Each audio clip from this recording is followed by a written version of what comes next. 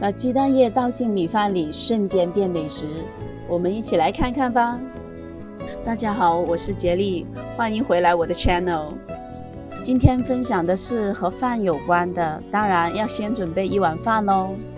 而另外一个主角就是鸡蛋啦，我会用3个鸡蛋。先把鸡蛋打到碗里，然后把它搅散，把它搅成蛋液。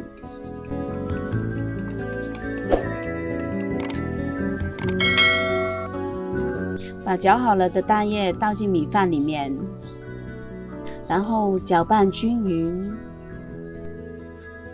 这样做可以让鸡蛋液把每一颗米饭都包裹住。搅拌均匀后放一边备用。再来切一些红萝卜，把它先切成厚片，然后把它切成一条一条，再把它切成一颗颗的小丁，切好后放一边备用。我还准备了1盒午餐肉，把它切成厚片，再改刀把它切成粗条，再然后把它切成一粒粒的小丁，切好以后备用。在碗里倒入1茶匙的糖、3茶匙的酱油和1茶匙的蚝油，把调味料搅拌均匀后备用。把1锅水煮沸，我还准备了一些玉米粒和豌豆，把它们一起倒进沸水里煮大概1分钟。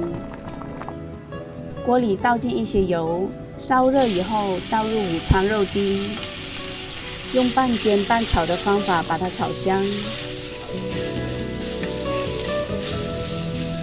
炒到每一面都有一点焦焦的就可以了。然后把红萝卜、玉米和豌豆倒进来一起炒，翻炒均匀后就可以把它装到碟子里啦。再一次在炒锅内倒入油，等油烧热以后，就把拌好鸡蛋液的饭倒进来，尽量快速的把米饭炒散。这样做可以让鸡蛋液稳稳地裹住每一颗米饭哦。看到米饭已经非常的松散了，就可以把之前调好的调味料倒进来，一边倒一边不断的翻炒，翻炒到每一颗米饭都可以沾上调味料，然后把之前炒好的配料倒进来，继续翻炒均匀。哇，好香啊！闻到香味已经超级想吃了，肚子好饿哦。你们是不是也很想吃呢？那就不妨试一下煮吧。